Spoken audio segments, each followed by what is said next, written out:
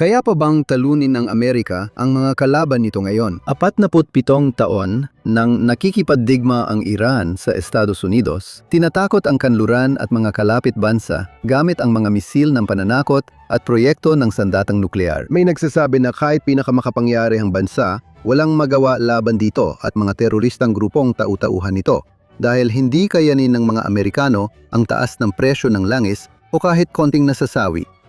Susunod, sa Think Twice, tatalakayin natin ang digmaan kontra Iran at ang mga tangkang tigilan si Pangulong Donald Trump sa pagtatanggol ng Amerika sa gitnang silangan, kasama si Jonathan Schanzer ng Foundation for Defense of Democracies.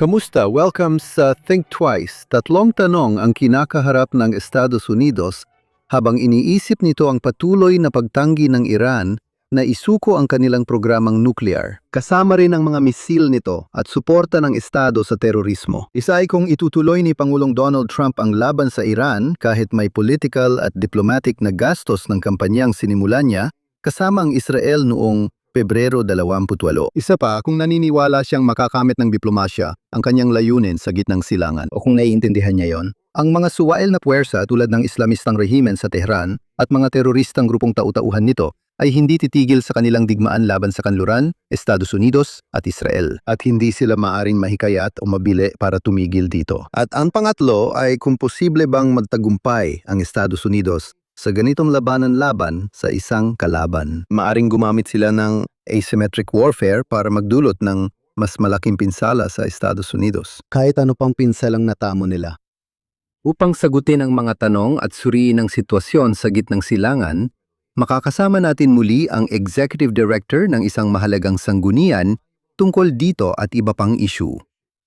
Si Jonathan Schanzer ay Executive Director ng Foundation for Defense of Democracies. Dati siyang analista sa pagpupundo ng terorismo sa kagawaran ng tesoreria ng Estados Unidos. Malawak siyang sumulat tungkol sa gitnang silangan at pambansang seguridad ng Estados Unidos at host din ng FDD Morning Brief. Madalas ding lumalabas sa telebisyon. Ang pinakabago niyang libro ay ang 2021 Gaza Conflict, Hamas, Israel at 11 Araw ng Digmaan. Ang iba pa niyang mga libro ay ang The 2013 State of Failure, Yasser Arafat, Mahmoud Abbas at ang Unmaking of the Palestinian State. Ang 2008 Hamas vs. Fatah, ang labanan para sa Palestina at ang 2004 Al-Qaeda's Armies, Middle East Affiliate Groups at ang susunod na henerasyon ng terorismo. Jonathan Schanzer, maligayang pagbabalik sa Think Twice. Salamat, Jonathan. Natutuwa akong makasama ka. Jonathan, salamat sa pagsama sa amin ngayon. Gusto kong simulan sa mahalagang tanong na kinakaharap ng Estados Unidos pagdating sa gitnang silangan.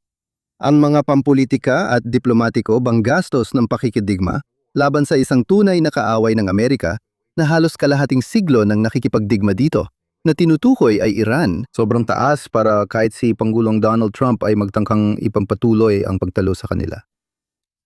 Ang sagot ay oo. Pero sa tingin ko, kailangan nating talakayin dito ang mga dahilan ng mga kahirapang ito.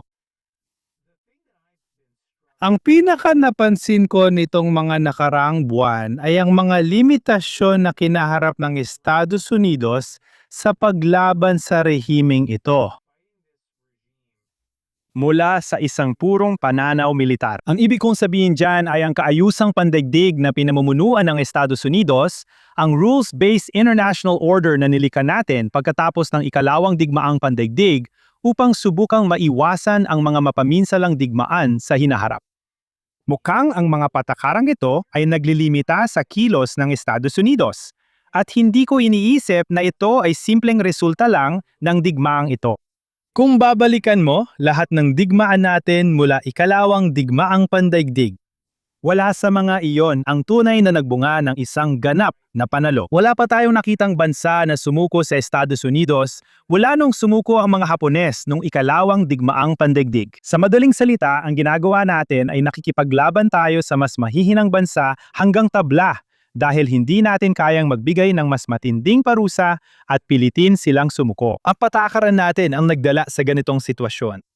Ngayon, bukod pa dyan, sa tingin ko ay resulta rin ito ng mga huling digmaan na hindi naman talaga naging matagumpay.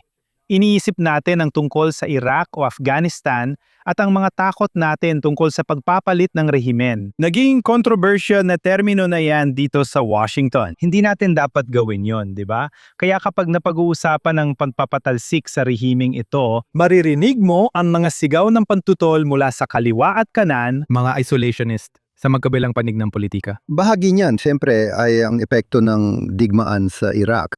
Tama yon, pero mahalagang bigyang diin ng nakaka-interest dito ay ito. Isa sa mga dahilan kung bakit tayo nabaon sa pagkakabalaho sa Iraq ay dahil nagtatag ang mga Iranian ng mga milisya para atakihin tayo. Kaya naging mahirap manatili roon at nasayang ang dugo at yaman natin sa Iraq at Afghanistan kung saan nilalabanan pa tayo ng mga Iranian. Ngayon, may pagkakataon tayong wasakin ang rehime na nagpabaon sa atin sa dalawang kumunoy sa dalawang lugar na ito. Gayunpaman, ang mga kumunoy na iyon ang laging binabanggit ng mga tutol sa digmaan bilang dahilan para huwag tayong lumaban. Salamat sa pantutok sa Think Twice. Kung nakikinig ka man sa amin sa alinman sa mga podcast platform o nanonood ng live sa Facebook o X o sa JNS YouTube channel, mag-subscribe sa JNS, i-click ang bell para sa mga abiso at bigyan kami ng magagandang review. Bukod sa Think Twice, may Jonathan Tobin Daily Podcast din, kung saan nagbabahagi ako ng balita at pagsusuri sa mahahalagang issue ngayon. Mahahanap ninyo ang araw-araw na programang Jonathan Tobin Daily sa JNS channel saan man kayo nakikinig ng mga podcast. At ngayon, balik tayo sa programa para sa araw na ito. Yan ay isang napakalinaw na punto. Kaya napipilitan ako itanong, may mali ba sa mundo sa mga patakaran? Ibig kong sabihin, malinaw naman, alam mo, ang kaayusan matapos ang ikalawang digmaang pandigdig ay hinahangad at kailangan ng kanluran. At maraming naabot at hindi lang yon, alam mo, ang muling pagtatayo ng Europa at ang pagtatapos ng mga digmaang sibil sa Europa na siyang dalawang digmaang pandigdig marahil iniisip sa ilang paraan. Marami pang bagay pero dapat na ba nating subukan baguhin o itama ang mga patakaran o tanggapin na lang ang mga ito? Sa palagay ko, sa maraming aspeto, mahirap talagang alisin ang mga iyon. At naniniwala ako marami na ring naabot dahil dito, alam mo, dahil sa rules-based na kaayusan ng mundo.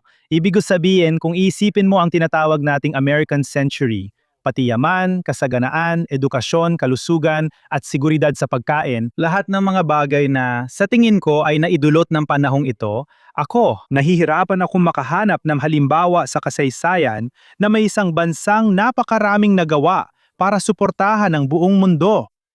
Pero sa palagay ko, pumapasok tayo sa bagong panahon.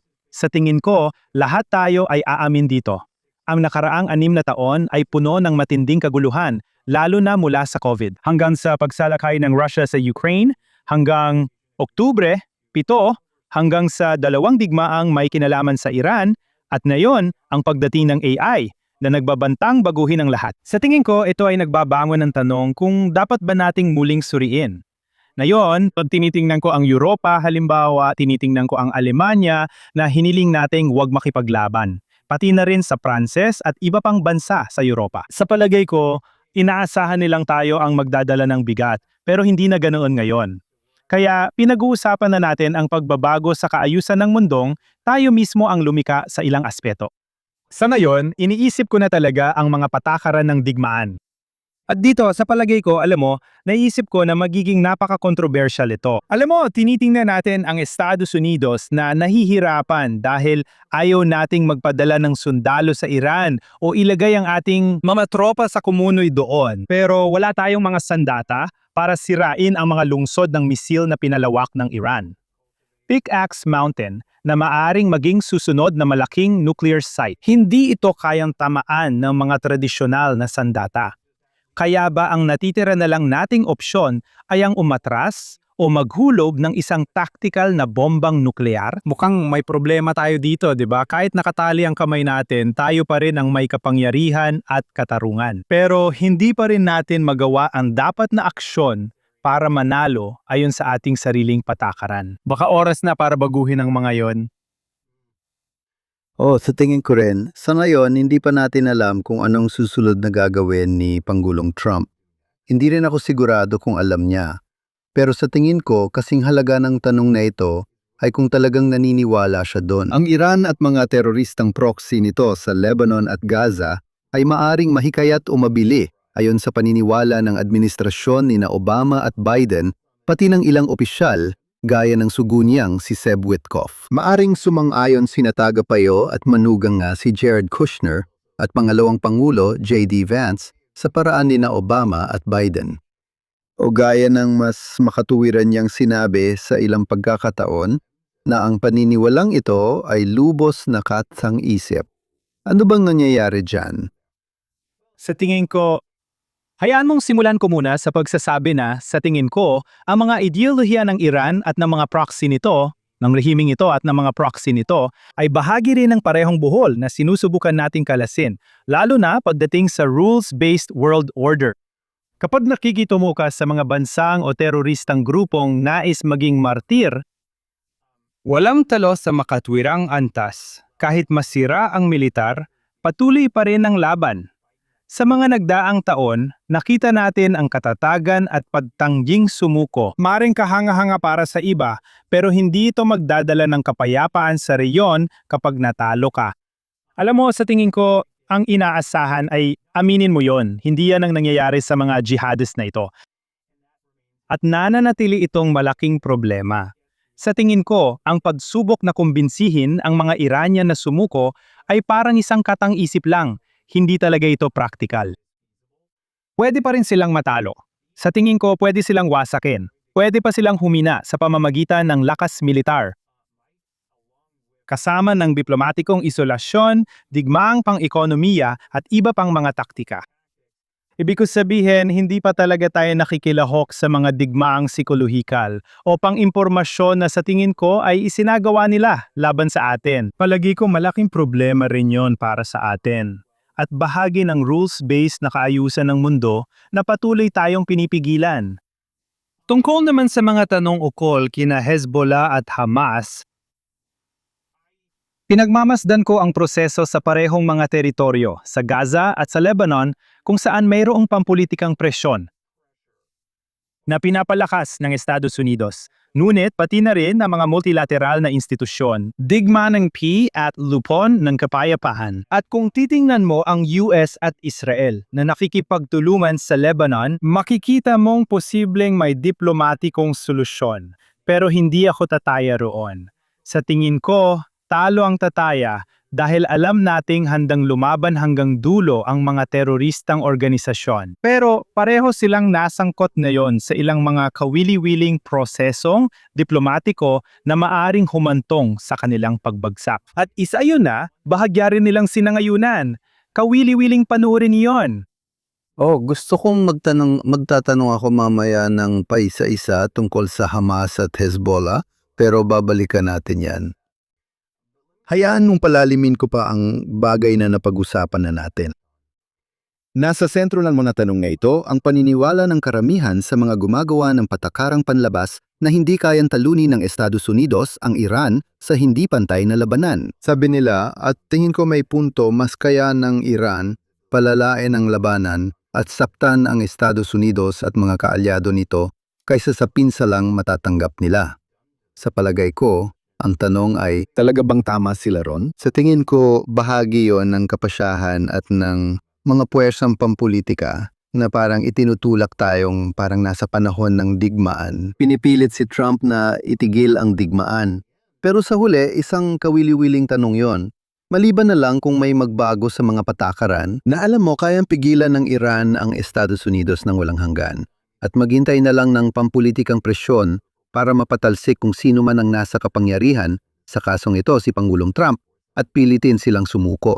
Tama ka dyan. At 100% tama na nahanap ng mga Iranian ang kanilang kalamangan. Dapat nating malaman kung paano nila nakuha ang kalamangan. Sa tingin ko, may 2 o 3 paraan na pwede nating ituro at sulit silang pag-usapan ng mas malalim. Ang una ay mga munisyon. Mukhang kritikal na mababa na ang ating mga pananggol na munisyon ngayon. May ilan na nagsasabing dahil lang ito sa mga pagtagas ng impormasyon at di na dapat pag-usapan. Wala namang lihim dito. Talagang hindi. Ibig kong sabihin, matagal na nating pinag-uusapan ito. Sa totoo lang, mula nang magsimula ang digmaan sa Ukraine. Tama yon. At ito ay problema ito sa industrial na base ng depensa. Nang magpakawala ang mga Iranian ng daan-daan hanggang libu-libong drone, missile at rocket, Napilitan tayong gumamit ng mahahalaga at medyo bihirang mga depensibong munisyon para ipagtanggol ang kalangitan ng Saudi Arabia, Bahrain, Jordan, UAE at kung ano-ano pa. Tuloy-tuloy pa yan. At hindi pa kasama dyan ang mga Israeli, hindi rin kasama ang mga base natin at iba pang lugar tulad ng Jordan. Hindi pa kasama rito ang mga barkong pandagat at pandigma na ipinadala sa rehiyon. Malaki ang nagamit natin. Sa palagay ko, napansin ng mga Iranian na mas marami silang sandatang kayang gamitin laban sa atin kaysa sa kakayahan nating depensahan ng sarili. Ngayon, parang may nadiskartehan ng kaunti ang mga Israeli sa sistema. Mukhang kayang gumana ng Iron Dome laban sa ballistic missile at short-range na rocket. magandang balita yan pero hindi pa rin ibig sabihin na walang katapusang supply ng mga ito. Napaka-sopistikado ng mga sandatang ito at nangangailangan ng napakaraming materyales para mabuo. At pinag-uusapan natin dito ang mga rare earth minerals, mga microchip at iba pang bagay na kailangang gamitin. At palaging magkukulang ang supply ng mga ito. Isa pang ginawa ng mga Iranian ay isinara nila ang kipot ng Hormuz. At ang naging epekto nito ay nadulot ito ng crisis dito sa Estados Unidos. Biglang tumaas ang presyo ng langis at nagkaroon ng kakulangan ng langis sa mga lugar na labis na umaasa sa kipot ng Hormuz. Hindi tayo masyadong apektado dahil independenting tagagawa tayo ng langis, pero apektado ang mga kaalyado. Siyempre, ang langis ay kalakal. Ibig sabihin, nakapeg ang presyo nito sa dolyar at pareho saan ka man sa mundo. Kaya nagawa nila lahat ng iyon. At pagkatapos, ang kombinasyon ng dalawang bagay na iyon, naglalagay ng matinding presyon kay Donald Trump bago ang midterm elections. Alam na natin ito, alam natin ang plano ni Donald Trump. Tingin niya sa sarili niya bilang presidenteng nagdadala ng kasaganaan, ayaw niya ng taas presyo ng langis at nais niyang protektahan ang mga sundalong Amerikano. Nawali siya, sa tingin ko masyado nilang nilimitahan ang galaw niya rito. Oo, asymmetric ang digmaan. May lamang sila pero hindi ibig sabihin habang buhay nasa kanila ang kalamangan. Ibig sabihin, sa ngayon, gumanti na sila. At kung ikaw ay kung papasok ka sa laban, tatamaan ka sa mukha. Tinamaan tayo sa mukha. Ngayon, ang tanong ay, ano ang estratehiya natin habang umaangkop tayo sa ginawa ng mga Iranian? Nakikita natin kung paano sila nakalamang.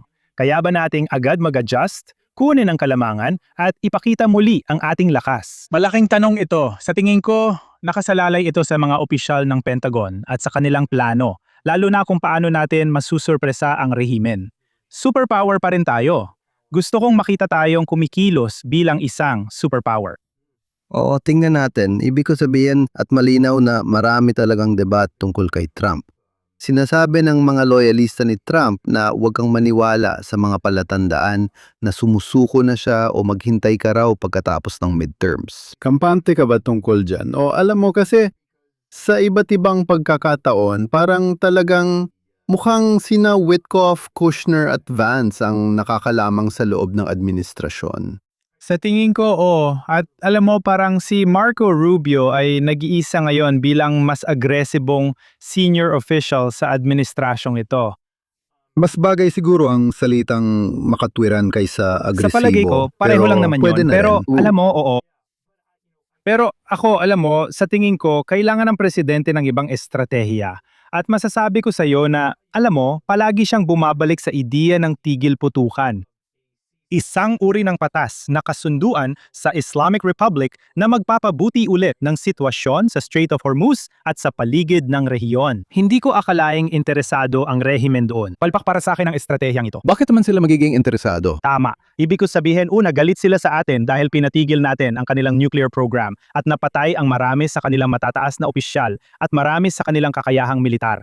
Ibig ko sabihin, nabura natin ang mahigit 1 taon ng kanilang GDP dahil sa digmaang ito. Kaya may galit sila at baka hindi nila tayo, basta palalampasin. Kaya yung idea na umaasa tayo sa isang tigil putukan na pinamagitan ng Pakistan, Qatar or Saudi ay parang walang saysay para sa akin. Na yon, kung nais mong sabihin na magpapatuloy tayo sa pansamantalang tigil putukan para makadaan ang langis sa kipot ng Hormuz at mabawasan ang kailangang gamitin na defense interceptor. Sige, pero pansamantalang solusyon lang ito, hindi pang matagalan. Kailangan pa ring lutasin ang problema. Pero sabihin ko, ang paraan ni na J.D. Vance o Witkoff na tanggapin lang ang alok ng mga Saudi o Pakistani at ang pagkatalo sa isang hindi maayos na MOU, walang saysay para sa akin. Dapat nating tukuyin kung paano mababawi ang posisyon natin sa rehiyon at hubugin ang regional na kaayusan. Kung tayo ang mananalo sa digmaan at makahanap ng paraan para ideklara ang tagumpay, nakikita ko ang malalaking bagay sa hinaharap. Ibig kong sabihin, sa tingin ko magkakaroon tayo ng dominasyon sa enerhiya sa gitnang silangan. Lilika tayo ng bagong koridor na kilala bilang IMEC Corridor, ang India-Middle East Energy Corridor, na mag-uugnay sa India papunta sa Golpong Persiko sa pamamagitan ng Israel patungong Greece at Cyprus. Mayroong napakalalaking positibong bagay na maaring mangyari dito bukod pa sa hindi na magkakaroon ng sandatang nuclear ang rehimen at hindi na nito kayang bantaan ang lahat ng mga kapitbahay nito gamit ang mga proxy. Mahalaga ang lahat ng ito para sa Estados Unidos at sa ating posisyon sa mundo. At muli ang pagbabalik sa mga minadaling dokumento na pilit pinatitibay ang isang napakahinang tigil putukan na hindi naman kapaki-pakinabang sa Estados Unidos.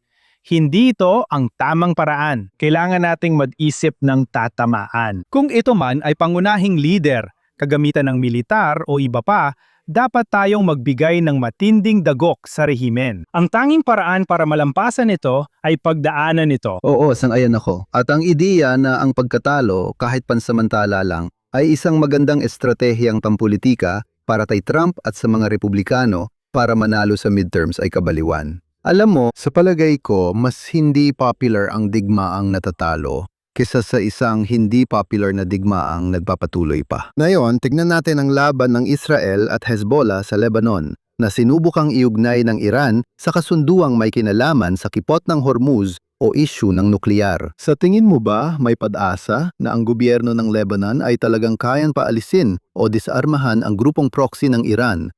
Kahit may patuloy na presyon mula sa Israel, uulit-ulit na lang ba nating makikita ang dramang ito?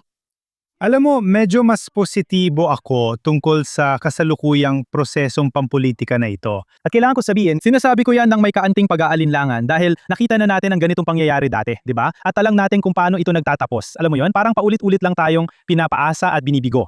Kami umasa tayo sa LAF at international na komunidad para lutasin ang problemang ito. Iniisip ko ang UN Security Council Resolution 1,701, di ba? Dapat sana itong lutasin ang problema. Pero hindi naman nangyari mula pa sa mga naunang pag-ulit ng iisang digmaang ito simula dekada 1970 at 70 sa Lebanon. Pero masasabi ko na ang kaibahan dito ay ang mga pangyayari. Alam mo, ang Beeper Operation mula 2025 o 2024 sa halip na pumatay ng maraming pangunahing komander matapos ang walkie-talkie operations na pumatay ng mas marami pa. Sinundan ng paglikida kay Hassan Nasrallah ang matagal ng leader ng Hezbollah. At pagkatapos ay unti-unting humina ang militar na kakayahan ng Hezbollah sa paglipas ng panahon. Salamat sa isang kasunduang pinamagitan ng Amerika sa pagitan ng Lebanon at Israel. Patuloy na tinutukoy ng mga Israeli ang mga target ng Hezbollah. Tinanong kung handa ang sandatahang lakas ng Lebanon lumaban. Laging tumatanggi ang LAF pero kalaunan pinayagan nilang tamaan ng Israel ang mga unit at pasilidad ng Hezbollah nang may koordinasyon. Sa madaling salita, parang mga Lebanese na rin ang humihiling ng mga airstrike para sa mga Israeli. Kaya kapag kausap mo ang mga opisyal ng Israel na yon, na sigurado akong ginagawa mo, maririnig mo na ang kakayahan ng Hezbollah ay nabawasan ng halos 75%. At hindi yon maliit na bagay dahil noon magsimula ang digmaang ito, naalala ko yun siguro ang pinaka nagpuyat sa akin matapos ang Oktubre 7. Hindi ito Hamas o iba pang proxy. Palagi naming naririnig na may kakayahan at lakas militar ang Hezbollah. Iniisip sila na hindi matatalo na itong napakalaking, alam mo na, parang napakalaking panakot ng Iran na laging nakaamba sa Israel. Tama yan. Ibig ko sabihin, palagi kong naririnig na meron silang katumbas ng isang hukbong Europeo na katamtaman ng laki pagdating sa militar. Kaya isipin mong parang kailangan makipagdigmaan ng mga Israeli sa Czech Republic o ibang advanced na militar. Ito ang bagay na ibinabala ng mga tao noon. Sa huli, unti-unti itong napahina ng mga Israeli, nagawa nilang sirain ang 75% ng kanilang kakayahan. Kaya ngayon, may prosesong politikal kung saan ang presidente ng Lebanon ay nananawagan ng pagdidisarma ng Hezbollah. May suporta siya mula sa Estados Unidos, pati ang mga Italiano, Pranses at Briton ay sumusuporta rin sa iba't ibang paraan. Mas naniniwala na ang mga tao sa Lebanon na puro kapahamakan lang ang dulot ng mga digmaan sa bansa. May pakiramdam na nagbabago ang sitwasyon, lalo na habang ang Islamic Republic, taga-suporta ng Hezbollah, ay patuloy na nawawalan ng kapangyarihan sa digmaan laban sa Estados Unidos. Mas matatag na ang pakiramdam ng mga tao ngayon, pero sa tingin ko, dapat nating aminin ang papel ng sandatahang lakas ng Lebanon. Hinihiling sa kanila ngayon na punan ang mga pilot zone na nililinis ng mga Israeli. Pagkatapos, inaasahang papasok ang LAF at pupuno sa puwang. Ang LAF? Nakakatawa sila. Ibig sabihin talagang hindi Ang sila Lebanon seryoso. ay hindi pa rin talaga isang bansa. Hindi, di ba? Ibig sabihin may utang silang $200 bilyong, may militar na hindi gumagana, at may sekta-sektang pagkakahati na patuloy na sumisira sa politika ng bansa. Kailangan nila ng higit na katatagan. At hindi ko alam kung makakamit nila yon. Pero masasabi ko, at palagi mo itong naririnig. Naririnig mo ito sa US, naririnig mo mula sa mga Lebanese, naririnig mo mula sa mga Israeli. Ito ay pagkakataong minsan lang sa isang henerasyon. Hindi pa natin nakita si Hezbollah na ganito kahina. At hindi pa natin nakita ang pagkakataon na muling iguhit ang mapa ng gitnang silangan sa paraang posible nating magawa. Ngayon, habang mahina ang Hamas at Iran, at napatalsik ang rehimen sa Syria. Sa madaling salita, mabilis nabubuwag ang estruktura ng gitnang silangan na itinayo ng Iran. Dahil dito, nagkakaroon ng pagkakataon ang Israel, ang Estados Unidos, at marahil ilang mga moderatong bansa sa gitnang silangan ng pagkakataon na ayusin ang mga bagay. Hindi ibig sabihin na magiging perpekto ang lahat, pero maaring makabuo ng mas maayos na sistema kaysa sa dati nating meron. Oo. Ngayon, punta naman tayo sa Gaza, ang anunsyo ni Trump noong nakaraang linggo tungkol sa pagpapatuloy ng mas malawak na pagsisikap pangkapayapaan na tanggalan ng armas ang Hamas sa Gaza, kaugnay ng pag-atras ng Israel mula sa ilang bahagi ng strip na hawak nila. Hindi ko iniisip na mahalaga kung gagana ito dahil duda ako may naniniwala talaga. Ang international na puwersang gustong ipatupad ay hindi kayang pilitin ng Hamas na magdisarma. Dahil alam nating hindi nila kaya at hindi nila gagawin. At tanging Israel lang ang makakagawa niyan. Kaya ang tanong, bakit magpapanggap ang Estados Unidos na posible ito at kinukuha ang, alam mo na, nag-aatubiling pagsang-ayon ng Israel? Ano bang nangyayari dito? Interesting na tanong yan. Sa tingin ko, alam mo, muli, ang pagtingin sa paraan kung paano unti-unting napapaatras ang Hamas ay mahalagang konteksto rito. May panahon, malinaw naman, noong bandang Oktubre 7. At sa mga sumunod na buwan, sa totoo lang, ibig kong sabihin, sa unang taon at kalahati pagkatapos noon, hawak pa rin ng Hamas ang buong Gaza Strip kahit nakikipaglaban ang Israeli. Umaatras ang Israeli, tapos nababawi ulit ng Hamas ang teritoryo. At parang pakiramdam mo ay sinusubukan mong punasan ng sahig na binaha. Wala talagang paraan para matuyo mo lahat. Dumating ang panahon na nagbago ang sitwasyon. Narinig mong sinabi ng mga Israeli at sinabi nilang may tinatawag silang yellow zone. Dati, kontrolado nila ang 30% ng Gaza Strip, tapos naging 40%. Ngayon, kontrolado na nila halos 70% ng Gaza Strip. Ibig sabihin nito, naipit na ang Hamas sa isang maliit na lugar na katabi ng Mediterranean, tama? Kaya literal na naitulak sila hanggang sa dagat. Kontrolado ang 30% ng Gaza Strip. Nabago na ng mga Israeli ang takbo ng digmaang ito. Ngayon, hindi ko alam kung ano ang mangyayari kung magdesisyon ang mga Israeli na umatras bukas. Pero malalim pa rin nakapwesto ang Hamas sa 30% tama. Nandun pa sila na at iyon. patuloy silang Kapag nagre-recruit. sinabing nakapwesto, hindi yon metapora. May Hindi, sistema may pa rin dalawa ng kang mga magkaibang lagusan doon. antas. Ng estrukturang militar, isa sa ilalim at isa sa ibabaw ng lupa. Sinusubukan nilang maghanda para sa bagong digmaan laban sa Israel gamit ang mga hindi sumabog na bala ng Israel, ginagawang misil at rocket para iputok pabalik sa Israel. Patuloy pa rin nilalabanan ng mga Israeli sa regular na paraan at makikita mong hindi na magtatagal sa mundong ito ang mga pangunahing leader ng Hamas. Parang yung drummer sa pelikulang Spinal Tap, di ba? Kapag ikaw ang drummer ng Spinal Tap, hindi ka mabubuhay ng matagal. Ganon din kung isa kang pangunahing leader ng Hamas. Hindi ka magtatagal sa mundong ito. Kaya may pakiramdam na may lamang pa rin ang mga Israeli. Sa ganitong konteksto, lumabas ang Board of Peace at hiniling na mag-disarma kayo. Ayon sa Board of Peace, pumayag na raw dito ang Hamas sa prinsipyo. Ayon mismo sa Hamas at sa lahat ng iba't ibang liderato nila, gaya ng sa Turkey, Qatar, Iran, pati na rin sa Gaza, tinatanggihan nila ang mismong ideya na handa silang sumuko. Pero gusto kong sabihin, habang patuloy ang mga Israeli ibig ko sabihin, hindi nila tinatanggal ang kanilang paa sa silinyador. Sa tingin ko, meron. Maraming pressure na inilalagay sa kanila para gawin yan. Tama. Sa tingin ko, mahalaga yan. Ang mga Israeli, natutunan nilang huwag tumigil lumaban sa digmaan. Diba? Patuloy pa rin, ibig kong sabihin, ang mga Israeli ay sinisiraan. Diba? Para sa, alam mo na, yung usapan tungkol sa genocide, tagutom at krimen sa digmaan na layunin ay pilitin ang mga Israeli na tumigil sa laban. At hindi pa sila tumitigil. At dahil hindi sila tumigil sa pakikipaglaban at patuloy na matiyagang tinutugis ang Hamas araw-araw, naitulak nila ang Hamas sa 30% ng Gaza Strip. May aral doon. Kaya kahit ano pa ang mangyari mula sa pananaw ng Israel, at sa tingin ko, yon ang iniisip ng kasalukuyang gobyerno, sa palagay ko na pagdesisyunan na nila ito. Walang ibang paraan, kundi magpatuloy lang at lampasan ito, kailangan mo lang magpatuloy sa pagtulak. At ito, sa totoo lang, ang aral dito. Ito ang aral para kay Trump at Iran. Ito rin ang aral para sa mga Israeli sa Lebanon. Ito rin ang aral para sa mga Israeli sa Gaza, na ang mga kaaway na ito ay kailangang talunin. Kailangan silang durugin. Usapin ito ng tiyaga. Usapin ito kung kaya mong tingnan ang laban sa pangmatagalang pananaw at hindi magpadala sa padalos-dalos na opinyon sa social media at podcaster na naninira sa iyo. Tungkol ito sa paggawa ng naayon sa pambansang interes upang talunin ang mga kaaway.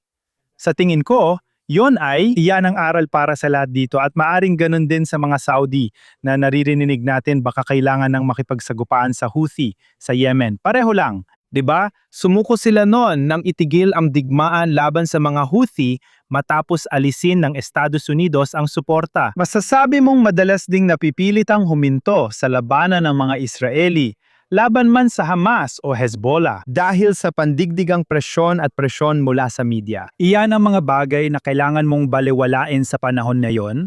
Kung hindi mo matatapos ang isang digmaan. Tama.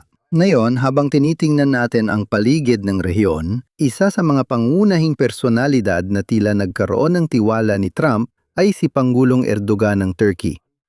Na parang napaniwala niya ang Pangulo na umatras sa muling pagsimula ng digmaan. Ano ang layunin niya? At ang impluwensya ba ng Turkey sa patakaran ng Amerika ay isang mapanirang puwersang dapat labanan? Mahalaga pa rin ba ang Turkey sa estratehiya ng US bilang kasapi ng NATO? Kaya tama lang suportahan ni Trump ang Ankara? Tingnan mo Jonathan, madalas kong marinig na sinasabi ng mga tao na parang hindi pwedeng hayaang mabigo ang Turkey, na hindi natin sila kayang kalabanin o ihiwalay. Iba ang pananaw ko dyan. Noong unang panahon, ang Republika ng Turkey ay matatag na kaalyado ng Amerika. Isang demokrasya, isa na karaniwang tulad natin. Secular na demokrasya. Isang Marcos sekular sabihin. na demokrasya. Madalas magkapareho tayo ng pananaw sa mundo. Hindi ito perpektong tugma, pero bihira rin namang mangyari yon kahit sa kaalyado. Pero, bandang, 2010, 2011,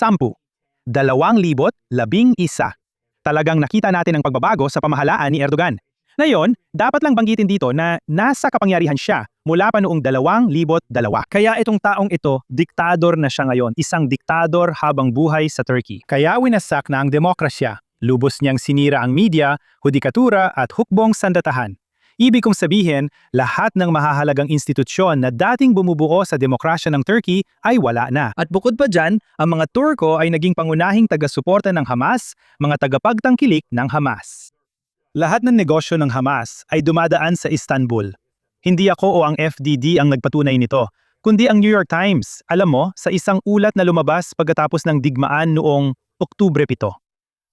Sila ay naging mga taga-suporta ng Taliban, Al-Qaeda, ISIS. Nilalaban nila ang 20 bilyong dolyar para sa Republikang Islamiko ng Iran mula 2012 hanggang 2015. Sa madaling salita, kapag tiningnan mo ang buong rehiyon na yon, makikita mo kung gaano kalawak ang sangkot ng mga Turko sa maraming masasamang gawain. Kung hindi sila kaalyado ng NATO, madali silang tawaging estado na sumusuporta sa terorismo. Sa tingin ko, natutugunan nila ang mga pamantayan para dito kahit na. miyembro ng NATO. Tama. Ang ibig kong sabihin, ngayon ko lang nakita na pwedeng miyembro ka ng NATO pero itinuturing ka ring estado na sumusuporta sa terorismo. Ang Qatar lang siguro ang bansang pasok sa ganitong paglalarawan. Hindi sila miyembro ng NATO kundi pangunahing non-NATO allies.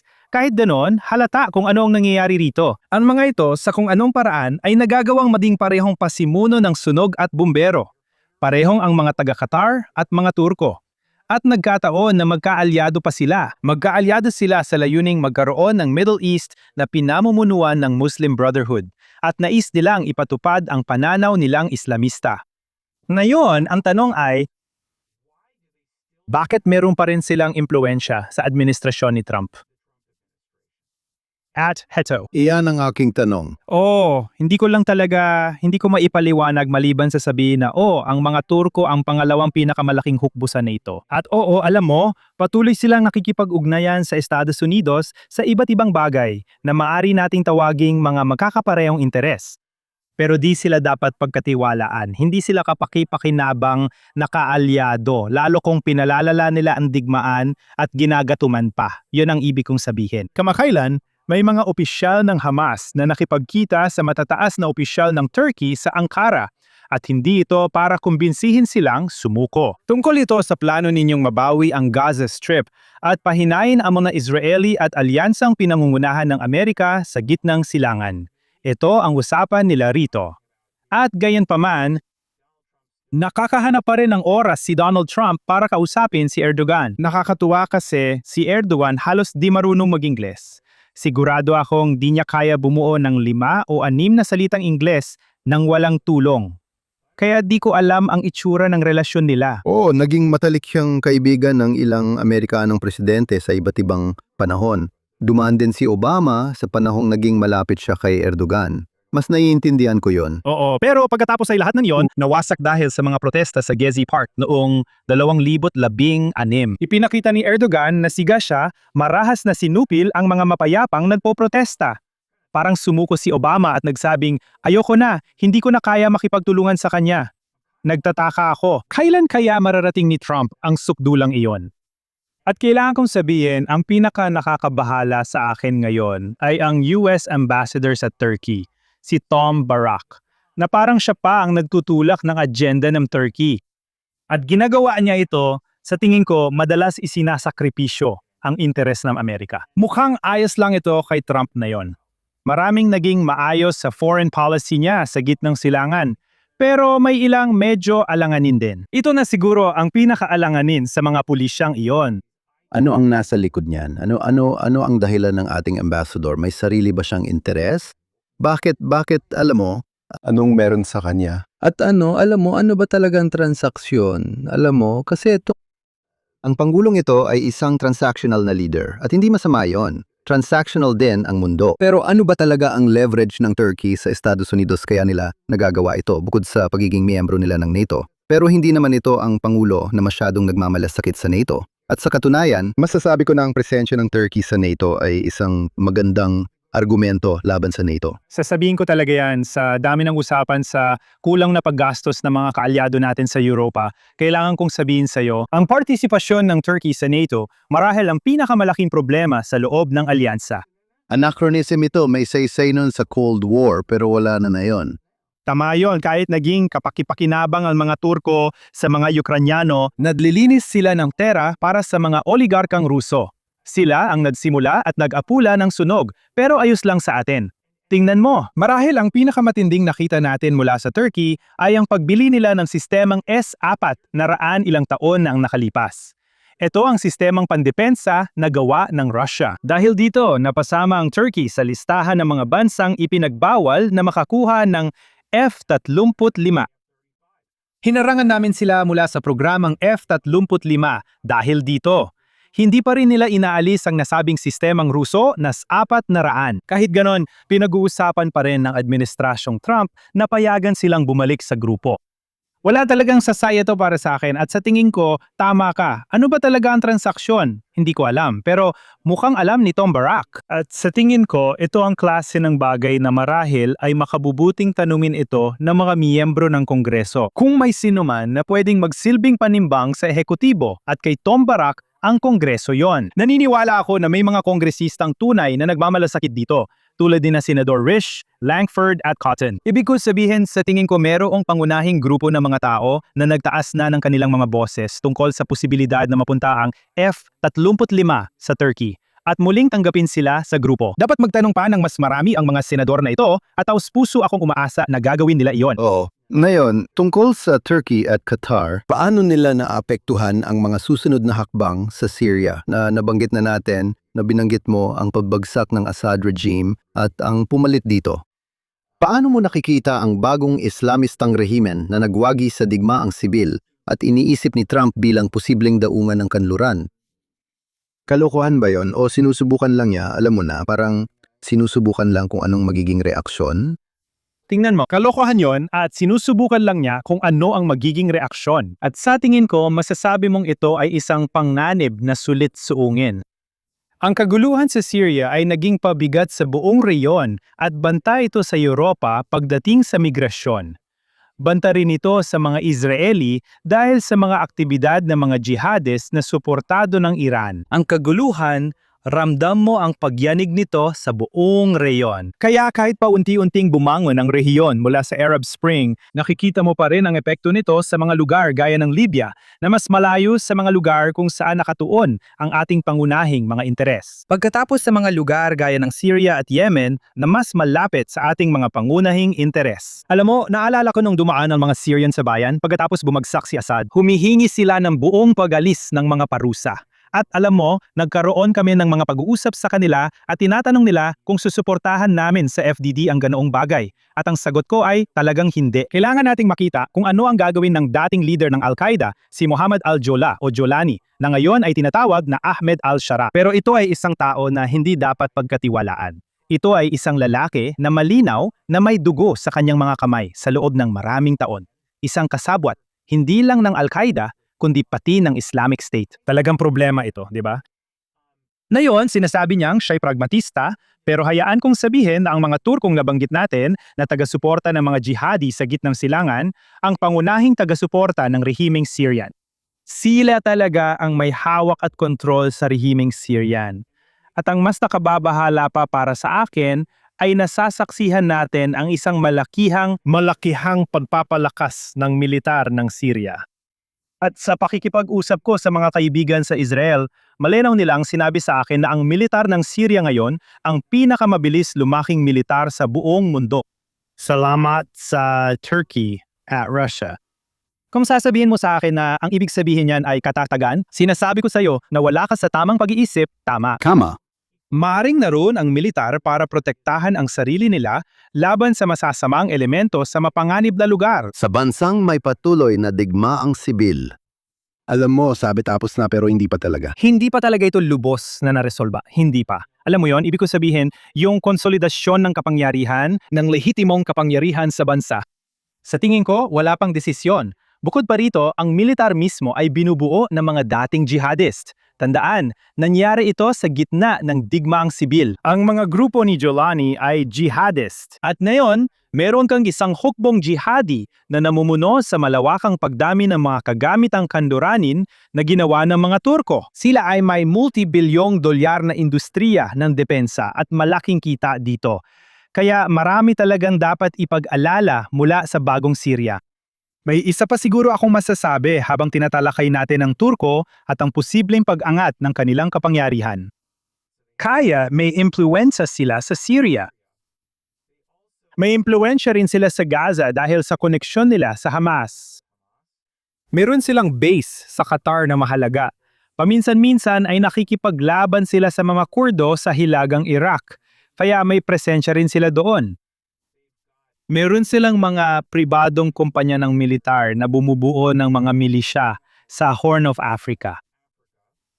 Malaki ang impluensya nila sa Libya. May mga F-16 silang nakadeploy sa sinakop na Hilagang Cyprus at barkong pandigma na nanggugulo sa mga Griego sa Cypriot, lahat ito sa Eastern Med. Malakay ang presensya nila rito. At mas pinalalaki pa ang presensya nila ngayon dahil sa isang bagong estruktura ng alyansa na kasalukuyang binubuo. Isa itong dapat abangan. Sa gitnang silangan, tinatawag nila itong STEP. STEP, Saudi, Turkey, Egypt, Pakistan. Ito ay isang suni na sagot sa India-Middle East Energy Corridor.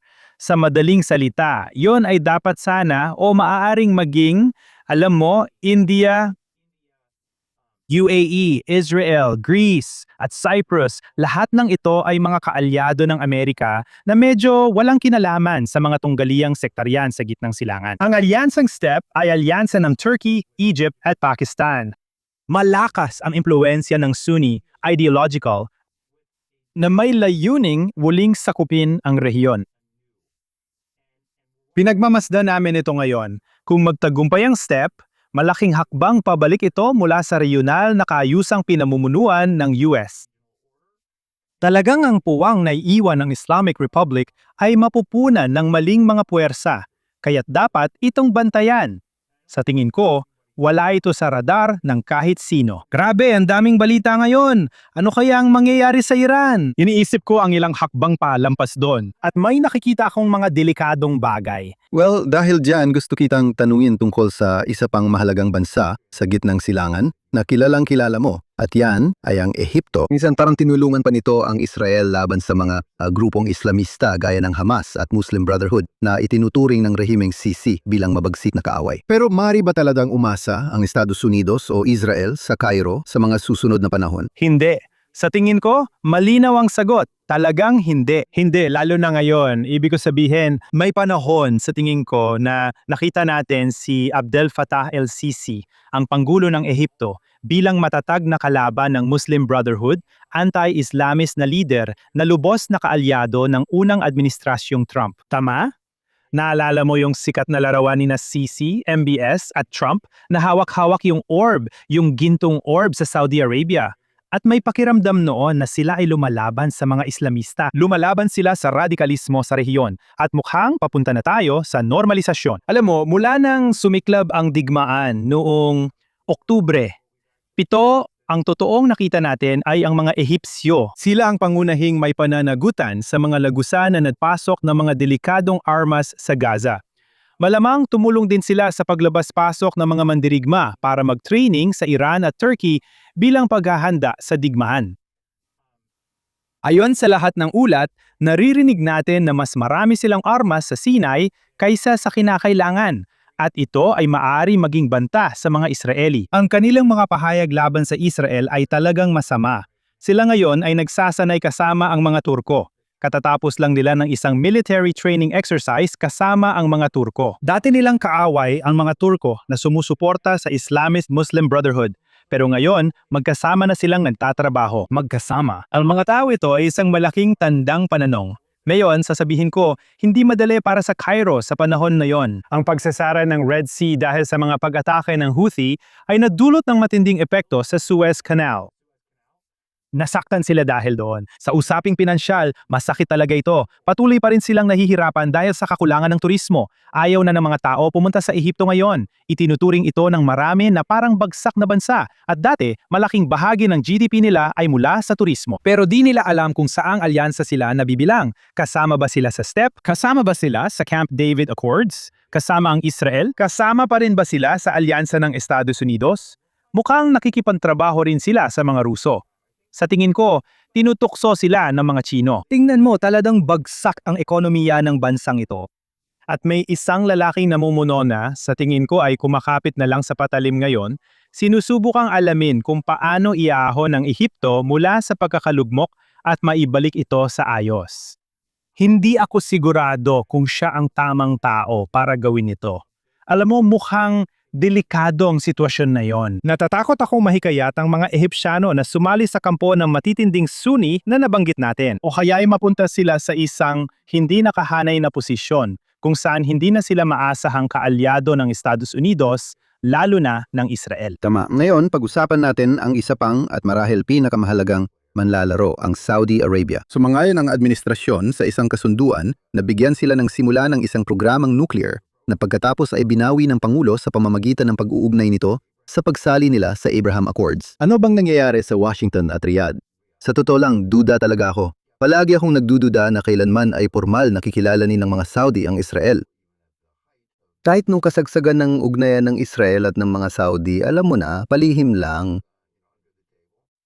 Sa tingin mo ba may mga pagkakataon na talagang mangyayari yon na mag-normalize sila ng relasyon sa Israel bilang bahagi ng suhol o sa iba pang mga sitwasyon? O nakadepende talaga lahat ito kung makokontrol ang banta mula sa Iran? Sa tingin ko, makakatulong ang panalo sa digmaan para mas mapalapit ang mga Saudi sa kanilang layunin. Walang ibang makakapaniwala sa halaga ng alyansa sa Estados Unidos at Israel, kundi ang tagumpay ng Estados Unidos at Israel, ang pagtalo sa Islamic Republic at ang pag-aalis sa bantang ilang dekada ng hinaharap ng mga Saudi. O pero pwede ba akong sumingit? Hindi ba, alam mo, hindi ba't kung ipagpapalagay na tuluyan ng mawawala ang banta ng Iran, hindi ba't mawawala rin ang isa sa mga dahilan nila para, alam mo, gawin ang huling hakbang na yon kasama ang Israel?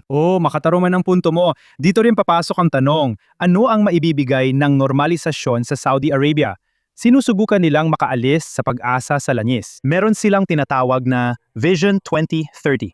At ito ay isang pagsubok na maging mas nakabatay sa kaalaman ang kanilang ekonomiya at magkaroon ng mas produktibong populasyon. Hindi ito naging maganda ang resulta. Ang pagkuha ng matatalinong teknolohiya mula sa Israel ay posibleng makatulong na mapalakas ang ilan sa mga ito. Tama ba? Alam mo, ang pagdating ng AI at ang paggamit ng teknolohiya na maaaring paunlarin ng mga kaalyadong bansa para dalhin ang Saudi Arabia sa ika-21 siglo ay mahalaga. Gusto ko lang banggitin, nakapunta na ako sa Saudi, ewan ko, 7 beses sa nakalipas na 10 taon. Nakakatuwang makita ang mga pagbabagong nangyayari doon. Isa itong bansa na nagmo-modernize. Kahit ano pa ang gusto mong sabihin tungkol sa mga pampulitikang hangarin nito o sa direksyong tinatahak nito, malinaw na ganap na itong nakasabay sa makabagong panahon. At hindi yan naging madaling gawain. Ito ay proyekto ni MBS, alam mo, na nagsimula pa noong 2017. Sa tingin ko, medyo natigil siya pagdating sa modernisasyon ng bansa nitong mga nakaraang taon. Humina talaga ang 2030 vision para sa ilan sa mga mega project na ito. Walang duda doon. Pero ang normalisasyon, nakaka-interest ito. Nakakita ako ng mga Israeli sa Saudi Arabia na mga dual citizen. May 2 pasaporte. Pumapasok sila gamit ibang pasaporte at tinatanggap naman. Lagi kong sinasabi, ang normalisasyon ay proseso, hindi isang pangyayari lang. Sa tingin ko, hinihintay lang natin ang mismong pangyayari at handshake sa White House. Matagal nang nagsimula ang proseso. Palihim na silang nagtutulungan. Tanong kung gagawin din ba nila ito sa publiko. Hindi ko ito tinitingnan bilang simpleng pagpipilian. Sa tingin ko, nandito na sila sa landas na ito. Sa tingin ko, alam na nila ang mga benepisyo. Pero may komplikasyon. Nabanggit ko na ang IMEC at STEP. Ang mga Saudi ay nasa gitna ng parehong mga iyon. Sa madaling sabi, kung sumali ang Saudi sa IMEC, sa tingin ko mas titibay ang regional na kaayusan sa pamumuno ng US. Kung sasali ang Saudi, magiging mahalaga ito dahil sa kanilang yaman at enerhiya. Sila ang pro-America na puwersang magbubuklod sa iba pang bansang Arabo na posibleng mag-normalisa ng relasyon sa Israel. Makikita mo rin ang pag-unlad ng rehiyon. May step din, di ba? Ito yung alyansa na kasama ang Turkey, Ehipto at Pakistan. Ngayon, isinasama na rin ng mga tao ang Saudi, sila ang S sa step. At sa tingin ko, sila marahil lang. Ibig ko sabihin, natutukso sila ng ganitong estruktura ng alyansa. Sa tingin ko, naiintindihan nila na ang pagsali dito ay malamang na hindi lubos na makabubuti sa kanila. Makikita mo na ang US at Gresya ay nililigawan ng mga Saudi, sinusubukang ibalik sila sa IMEC. Ang mga Griego, baka napansin mo, nakapagpabagsak lang ng maraming ballistic missiles sa himpapawid ng Saudi Arabia, ilang araw lang ang nakalipas. Mayroon ding iniaalok na tulong sa sibilyang nuclear mula sa Estados Unidos. Bahagi rin yan ng lahat ng ito. May aktibong pagsisikap na hilahin ang mga Saudi mula sa pag-aalinlangan at mapasama sila sa alyansang ito. Nakikita ko na tumitindi na ang pressure para mapasali sila. Nag-alangan pa rin sila, umaasa akong magpasya na sila agad. Alam mo, malinaw na malaki ang papel ng mga salik na pang-ekonomiya at pampolitika dito. Pero sa pinakapuso ng rehimen ng Saudi ay ang ugnayan nito sa isang partikular na uri ng Islam. Doon nila nakuha ang kapangyarihan mahigit isang siglo na ang nakalipas. At alam mo, sila ang tadopang-alaga ng mga banal na lugar ng Islam. Hindi ba't sa huli malaking salik yon na magpapabagal sa kanila na sumali sa IMEC at mapasama sila sa ibang alyansang iyon? At gayon din, ito rin ay nagiging hadlang para magkaroon sila ng hayagang relasyon sa Israel. Sa totoo lang, interesante ang tanong na yan na ibinato mo. Si MBS ay isinantabi ang marami sa mga Wahhabi. Alam mo, marami sa mga kleriko at yung tinatawag na mutawa, ang mga pulis, pandelihiyon, na isantabi na silang lahat sa bagong Saudi Arabia. Hindi naging maganda ang huling 10 taon para sa mga ekstremista roon. At alam mo, sa ngayon, kailangan kong sabihin, oo, ang bigmaan sa Israel at ang mga larawan na lumalabas sa telebisyon tungkol sa paghihirap sa Gaza, naniniwala ako na may epekto yon sa kung paano iniisip ng karaniwang Saudi ang lahat ng ito. Pero kapag pinag-uusapan ang karaniwang Saudi, tinutukoy ba natin ang malaking pamilya? Kasi parang negosyo rin ng pamilya ang rehimen. Oo, sila nga. O tinutukoy ba natin yung, alam mo, Si Joe Saudi sa kalsada. Sa tingin ko si Muhammad yon. Pero tama. Pero alam mo, dapat natin maintindihan na diktadura ito at hindi nila pinapansin ang sinasabi ni na Muhammad o Joe Saudi sa kalsada. Tama? Ganun sila parang, oy, ito ang gagawin namin at gagawin talaga namin. Kaya hindi talaga ito tungkol, sa tingin ko, hindi ito tungkol sa opinyon ng publiko. Kung ngayon mo ako tatanungin, isa sa pinakamalaking hamon ng mga Saudi, meron silang napakakomplikadong alyansa kasama ang UAE. Maaring narinig mo na may matinding alitan ang UAE at ang mga Saudi nitong nakaraang taon. May pagkakahati. Noon, napakabuti ng samahan ni na MBS at MBZ, pinuno ng UAE. Parang magkapatid o magpinsan, talagang malapit ang kanilang relasyon. Ngayon, tinitingnan na nila ang isa't isa bilang magkakompetensya. Kaya kung ang mga Emirati ay kasama sa Abraham Accords, kasama ang Israel, posibleng ayaw ng mga Saudi sumama doon. At kung bahagi ng IMEC ang mga Emirati, baka ayaw din ng mga Saudi sumama doon. May pakiramdam na gusto nilang maiba at tahakin ang sarili nilang landas. Mulay, nakikita nila ang sarili nila bilang mga Sunni na kapangyarihan, Pakistan na nagbibigay ng nuclear protection, at Turkey na may ikalawang pinakamalaking hukbo sa NATO, na maaring ito ang proteksyon na mas komportable para sa umuunlad na pagkakakilanlan ng Saudi Arabia sa riyon. Para sa akin, mas mainam pa rin silang protektado ng Amerika. Naniniwala ako na ang ating mga sistema ng armas ay mas magaling kaysa sa anumang kayang ibigay ng mga Pakistani o mga Turko. Kailangan ko sabihin, lahat ng ibang bansa, itong 3 bansa sa STEP, wasak sila. Ang mga Turko ay ekonomikong sakuna at unti-unting gumuguho ang pamahalaan nila, tama? Isa na lang ang namumuno ngayon. May mga Ehipsyo, isang populistang bansa na labis na naghihirap na yon. At meron ka mga Pakistani na parang bigla na lang sumulpot matapos ang mga taon ng pag-iisa. At may impluwensya sila sa administrasyon ni Trump. Pero sila, ibig kong sabihin, At sa isang pagiging sandatang nuklear. may sandatang nuklear sila. Pero pagmamayari na sila ng mga Chino dahil sa laki ng utang nila sa China. Kaya tingin ko, di makakatulong ang mga bansang ito sa Saudi gaya ng inaasahan. Pero patuloy pa rin silang makikipaglaro sa ganitong alyansa dahil hindi pa sila lubos na komportable na sumama sa direksyon ng Estados Unidos, Israel, normalisasyon, kanluran at Europa. Hindi lang talaga yon ang kinalakihan o nakasanayan nila. Pinapanood natin sila habang tinatansa ang mga pagpipilian nila habang nangyayari ito. Sabay pigil sa mas malalang digmaan at paghingi kay Donald Trump na huwag bombahin ang Iran. Ibig ko sabihin, para talaga silang mga teenager na sinusubukang hanapin ang kanilang sarili ngayon. Hindi nila alam kung ano ang gusto nila. Malinaw. Ngayon, sa huli, gusto kong itanong tungkol sa hinaharap ng alyansa sa pagitan ng dalawang dakilang demokrasya ng Estados Unidos at Israel. Mukhang ang Democratic Party ay tila papunta sa pagiging partidong kontra Israel. Habang pro-Israel pa rin ang GOP, maaring magbago ito kung si pangalawang Pangulo, Vance, na ang mamuno sa 2028. Optimistiko o pesimistiko ka ba tungkol sa hinaharap nito? Bilang pinuno, alam mo, bilang bahagi ng Foundation for the Defense of Democracies, optimistiko ka ba o pesimistiko sa alyansa ng dalawang demokrasya? Tingnan mo, ang ibig kong sabihin, palagi akong positibo sa Estados Unidos at palagi rin akong positibo tungkol sa Israel. Hindi ako ganun kapositibo ngayon tungkol sa kakayahan nating magkaintindihan.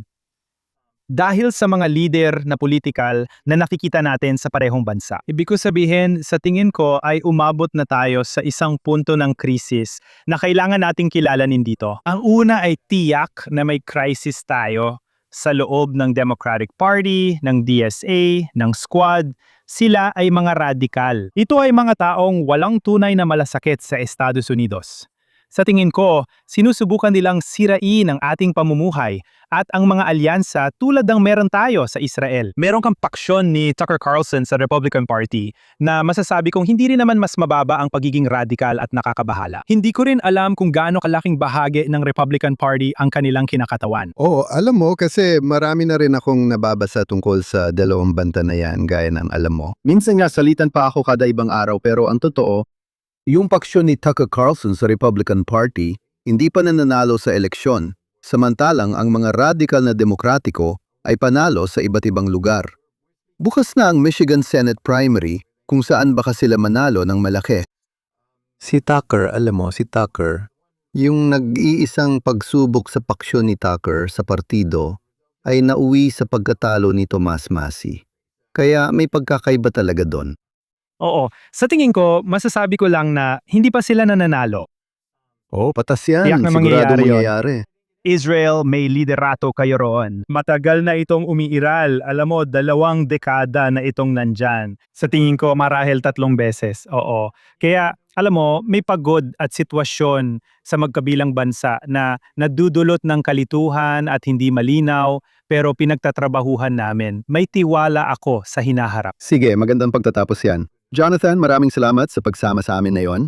Paano masusundan ng ating mga manonood at tagapakinig ang iyong trabaho at matutunan ang tungkol sa FDD? Pwede kayong pumunta sa fdd.org o hanapin ang FDD at makikita nyo kami sa Instagram, Twitter, Facebook at iba pa. Pwede nyo akong sundan sa JJ Shancer sa X o jonathan.shancer sa Instagram at ikinagagalak namin ang inyong pagtutok.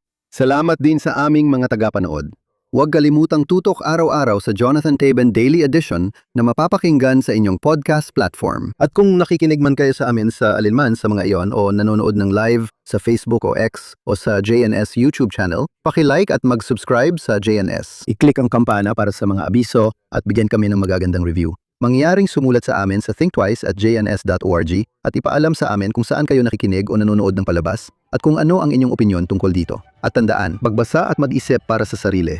Magkita tayo ulit sa susunod na linggo.